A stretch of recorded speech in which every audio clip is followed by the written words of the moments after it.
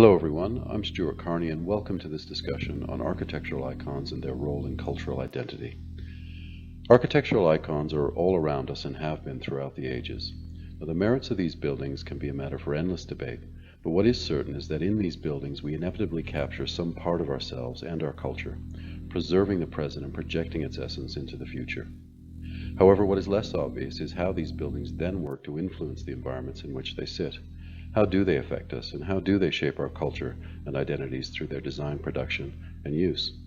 Now, this discussion will address this question through the focus on two of Canberra's most visible and symbolic buildings, our present-day local icons.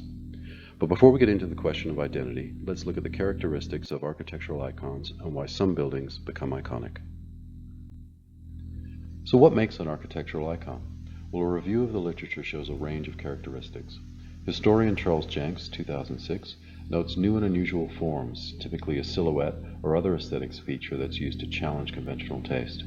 Now, these forms will often allude to an underlying metaphor, such as London's Gherkin or Canberra's Shine Dome. Critic Ruth Lang, 2017, notes context. An iconic building must be unique and distinct from those around it.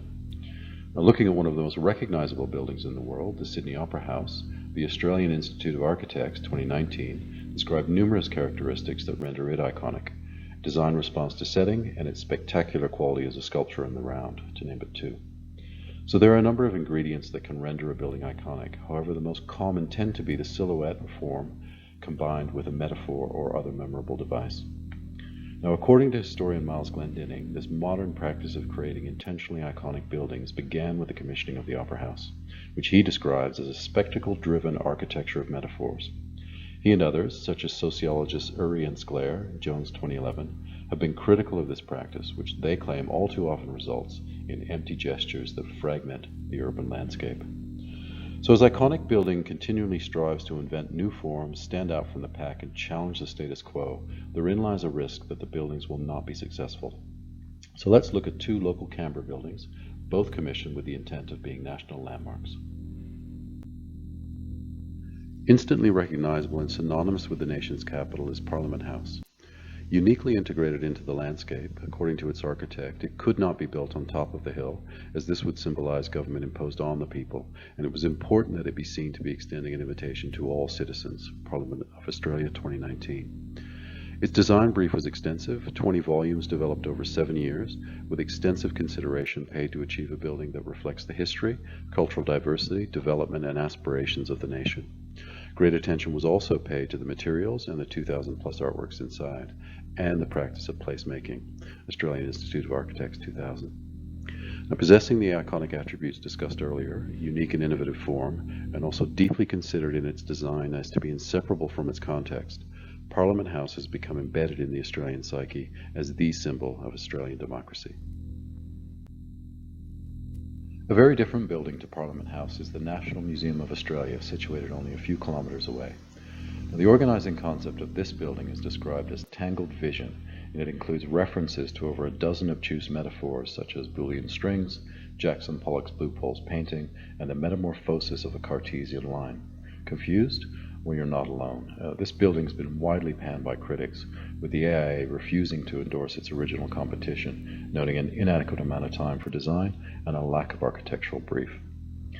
In its form, it lacks anything resembling a memorable silhouette, and its confused jumble of metaphors is not discernible by the public at large. It is not surprising, then, that this is not the widely recognized landmark it was intended to be. So we can see how mixed results occur from the push to create icons. So is it worth undertaking at all? What are the benefits that offset the risks of the empty gesture? Well, to understand this, let's take a deeper look at how architecture affects our identity. It seems self-evident that to be surrounded by beautiful, iconic buildings and places would have a positive impact on us as individuals and on our communities. But why is this? According to historian Jan Assmann, as our memories collect around a place and we form shared cultural memory, in order that it may be perpetuated and outlive us, it must be transformed from living human memory into symbolic figures. And it is our buildings that take on this symbolic role, and it is our contact with them that serves to preserve and to perpetuate our cultural identity. Now, to illustrate this, Christian Norberg Schultz, in his book Genius Loci, 1979, page 109, uses a simple example of Old and New Prague. He explains, From the new residential neighborhoods, people go to the old Prague to get confirmation of their identity. So this is why it's so important that we get our buildings right. To allow for the formation and preservation of cultural memory, we need architecture that supports continuity and does not fragment or alienate. So it follows then that we improve ourselves and our shared cultural identity when we get these buildings right. It's not a question of architects showing off. It's a question of creating memorable buildings of quality that are place appropriate.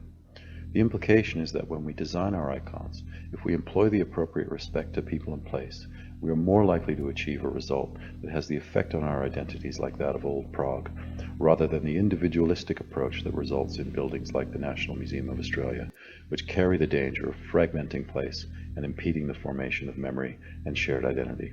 Thank you very much.